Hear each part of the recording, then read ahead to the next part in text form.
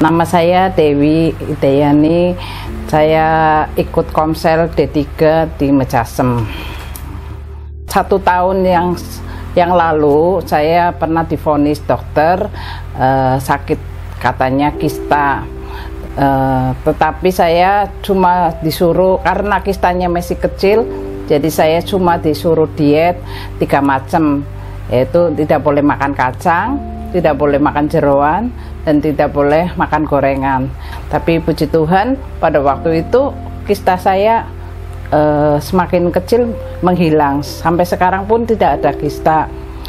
Tetapi keluhan yang lain pada waktu itu saya keluar cairan yang agak banyak, ya saya pikir keputihan biasa, tapi setelah diobatin pada waktu itu betul-betul sudah tidak keluar lagi. Bulan Juli kalau nggak salah saya periksa ke dokter lagi, ke dokter kandungan saya itu, terus saya diperiksa karena ada cairan yang berlebihan lagi, saya periksa, tapi waktu itu dokter menyarankan 1 bulan ke depan dikasih obat.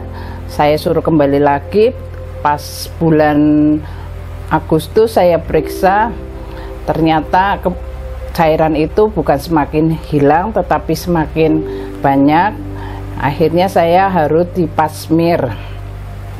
Dari pasmir itu saya akhirnya dinyatakan ada sakit kanker serviks, ya, dan dokter di Tegal itu tidak bisa mengatasinya. Saya harus dibawa ke Semarang. Pada waktu itu saya juga bingung, ya, bingungnya pada saat itu saya tidak punya uang untuk berobat, karena yang terakhir uang saya itu saya mau buat bangun dapur saya. Tapi begitu luar biasa Tuhan Yesus menolong saya. Tuhan seminggu sebelum saya keberangkatan saya ke Semarang, Tuhan sediakan dari teman-teman gereja, ada teman sekolah, dari warga di sekitar saya, semuanya menyumbang, memberikan donasi kepada saya, sehingga saya ke Semarang itu dengan membawa uang tuh rasanya tenang, ya. Walaupun di Semarang itu ada adik saya, ada kakak saya, tetapi kalau namanya orang sakit, apalagi sakitnya ini bukan sakit yang sebentar, ya, memerlukan buat makan setiap hari, buat kendaraan dan macam-macam, tapi Tuhan cukupkan semua. Pada waktu itu setelah saya sampai di Karyadi, saya mulai di biopsi, ya. Dari biopsi itu saya baru tahu kalau saya serviksnya itu stadium 2B. Tapi rangkaian panjang saya harus menjalani kemo. Pada waktu itu dokter cuma menyarankan 6 kali kemo, tapi baru 2 kali, terus diganti lagi dengan sinar luar 25 kali, terus dilanjut lagi dengan sinar dalam 3 kali. Ya, puji Tuhan, setelah mengalami pengobatan yang cukup panjang sekitar 4 bulanan, puji Tuhan cairan itu tidak muncul lagi, tidak ada lagi dalam tubuh saya.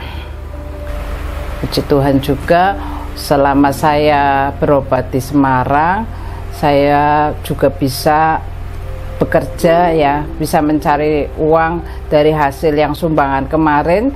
Saya bisa bikin kue nastar, pada waktu itu kan mendekati Natal, ya.